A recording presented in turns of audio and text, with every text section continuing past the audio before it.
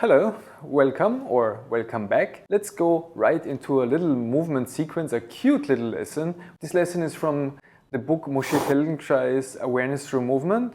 The lesson is called Perfecting the Self-Image, but I will repurpose this lesson a little bit. So please come to sit on the floor, preferably on a carpet, like a soft surface. I'm sitting on the hard floor, only with my safety helmet, because I kinda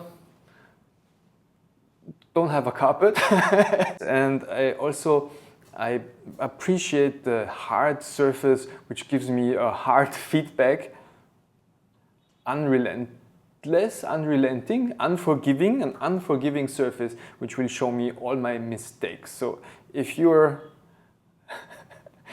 want to know all your mistakes, then you do that on a hard floor. Otherwise, I would recommend a nice carpet. As a starting position, please come to sit on the floor with your feet in front of you. So maybe for you it's really easy, but maybe it's difficult. I'm not sure how much of a good idea it is to sit on a cushion, but suit yourself, do whatever you feel comfortable. And as the first movement, take your left hand and wedge your left hand underneath your left heel of your left foot. So it's like you're serving your left heel, and you can see your left hand, the palm of your left hand, has this nice little mold, this concave shape, where your left heel fits in nicely. So you get hold of your left heel. And with your right hand, come from underneath your left foot. So with your right hand, take your left foot, so your right palm touches the sole part of your left foot, and stick your right thumb in between your left big toe and the other toes and grab your smaller toes. So I'm not demonstrating, I'm telling you first what to do, so you can have time to figure it out yourself. And that's really a nice way to hold your foot to get a firm, a safe, a secure hold of your left foot until your left foot is in your hands, and then see what you can do. This lesson is fairly open. There's not so many rules. Just see. Go with the flow. See where can you move your heel. Can you put your left foot on top of your head or behind your head? You can try if you can do that. If that range of movement is available to you. For me, I'm far from it. But that's not the point of the lesson. To hold your foot like it's your best friend. Hello, foot. Yes, I'm holding you, and then to see where is movement easily possible. So, as a movement instruction, move your foot away from you. So you can do that with a sock, but of course it's easier when you're barefoot. And how far can you move your foot away from you, and how far can you move your foot up, your left foot, and forwards and upwards. This could be a nice arch in lifting your left foot. And of course your left knee needs to go with that, and your hip joint needs to play along, and your back and neck and everything. So it's really like a movement exploration. Where can you roll? What can you do? It's like you could like imagine watching a video. Imagine watching a video and playing with your foot and see where it can go, and remember the feeling of where it can go And that's it for the first movement. And if you are able to enjoy that, congratulations. Because you see, when we were babies, that was our main job, our main task, to get to know ourselves, how we function, how we can do, how we can manipulate things, how we can move through space. And it was just so nice to have time to do that. And nowadays, when we're grown up, we can give ourselves time again to explore these, like balance, counterbalance, shifting weight, improving how we perceive ourselves, feel ourselves. And that's, last video I said, it's not a luxury, but it's kind of a luxury to be in a position where you can allow yourself to feel yourself and to enjoy your movements. Let's do the second movement in this movement sequence. And for that, we need to come onto the back, to lie on the back in supine position. So how would you move to this position? How would you come to lie onto your back? So please come to lie onto your back. Oh. So if I were without you, if I would be alone, there would be a chance that this movement sequence would end right now and I would just take a nap. But of course, we're trying to be serious here. We're trying to accomplish, do we? I don't know. Stand your right foot, please. So your right foot is standing and your left foot is standing. Or you can draw up your legs as you like. But again, get hold of your left foot the same way like you held your left foot just a moment ago. With your left hand, you wedge underneath your left heel, and with your right hand, you take hold of your 4 toes, the 4 smaller toes, and you put your thumb in between like this. Whoop. And you can lift your head, or you can pillow up your head, and you do the same exploration with your whole self, because everything is involved. A little roll to the left, a little roll to the right, a little roll forwards, a little roll backwards. Just see where you can go and make yourself comfy. That's so wonderful if we can enjoy that. If we are able to appreciate ourselves. So yesterday when I was thinking about this movement sequence, I was thinking about 2 positions, like lying on the back. This position could significate, this could be a metaphor for us resting, for our own time at home, for our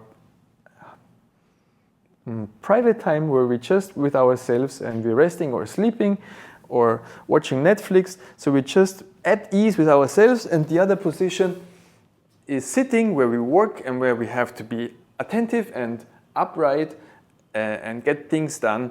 And how can we move from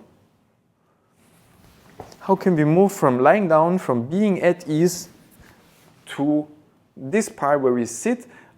How can we make it a smooth transition, that these are not separate parts of our life, so that we have our job and our private life, but that these parts transition effortlessly, that we don't think of our work as a burden, but just as an extension of ourselves, of the things we do in I don't know if that makes sense at all. It's just a thought I had.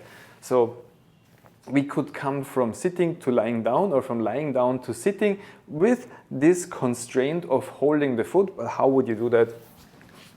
So if you have been rolling around sufficiently enough, so you hold your left foot with your left hand and your right hand, and maybe you have found out that when you roll to the left, you will touch your left knee to the floor, and then you could use your right leg as a counterbalance.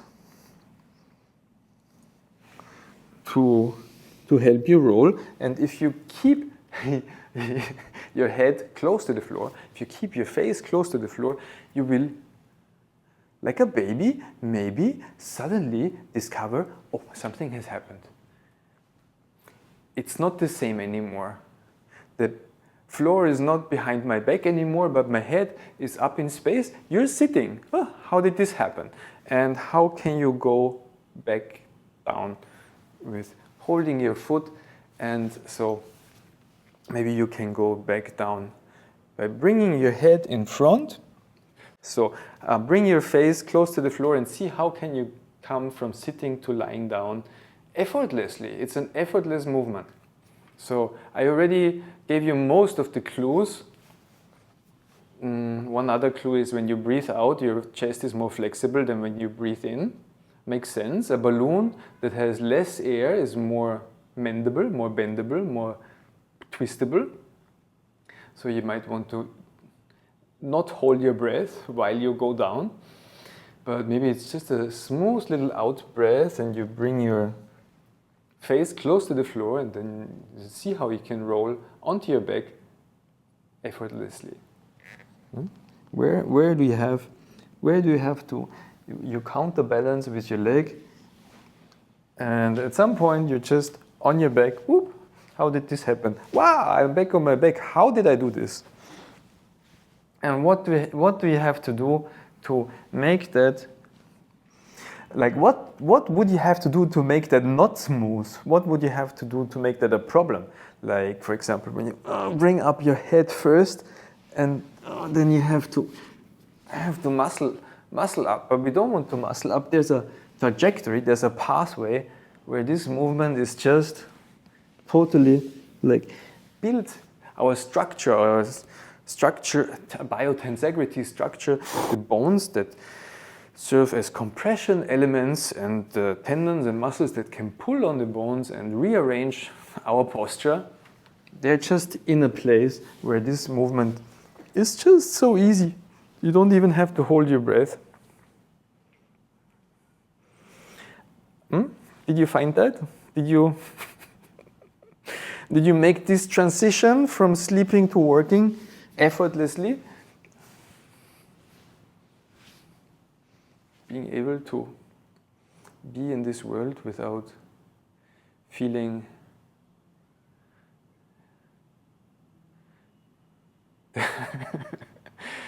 that this world, you should feel that this world is actually a good place to be in, and that things actually make sense. At least the things that concern movement and learning.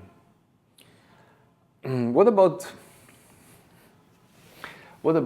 if we come into our first position again, just like sitting on the floor?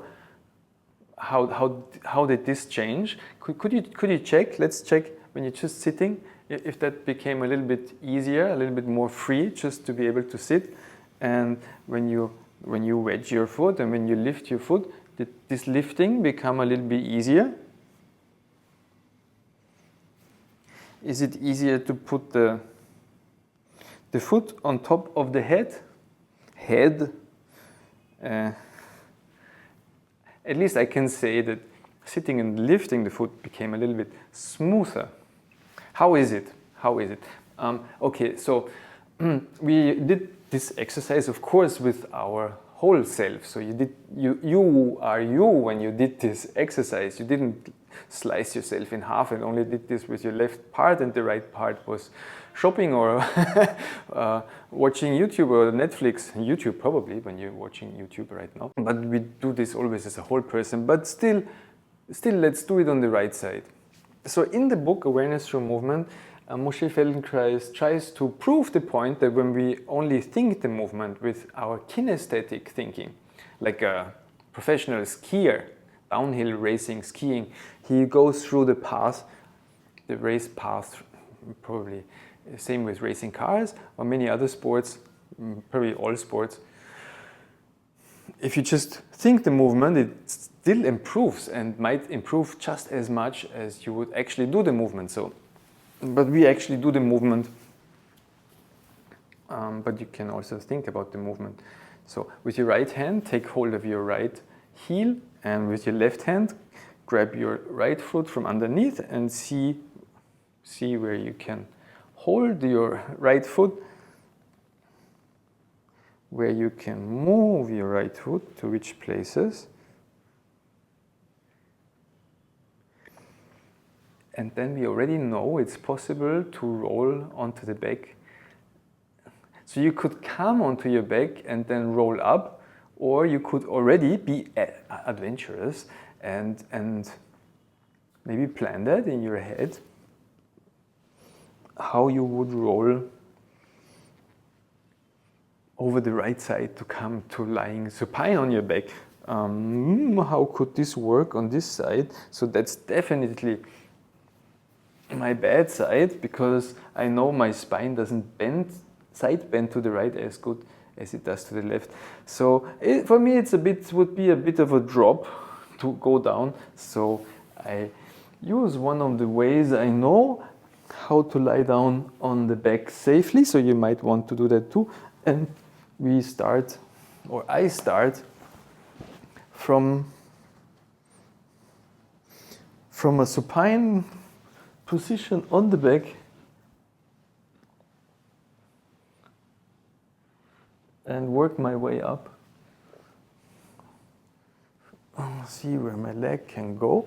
If my right leg can go overhead, no, surprisingly, I can't put my right leg over my head either, but I can roll on the floor. Okay, let's see if I can roll to the right. Hui.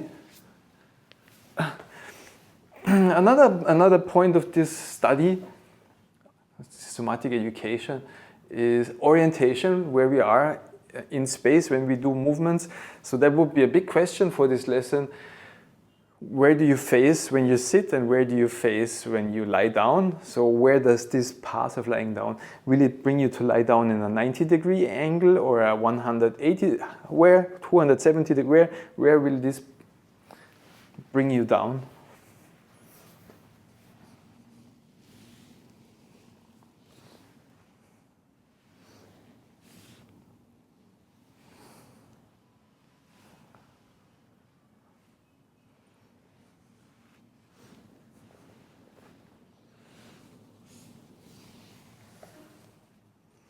So, as I hinted already, side bending lessons, like we did, perfect your side bends in one of the last videos. This would be helpful, I guess, for this movement. Or even the last video, which is titled Update How You Sit Down. I used update instead of improve, because I thought for a thumbnail, update is just such a more catchy word than improvisation.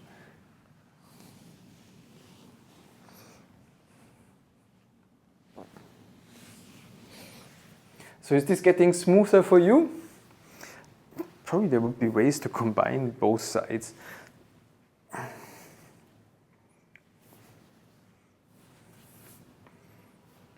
How do you feel?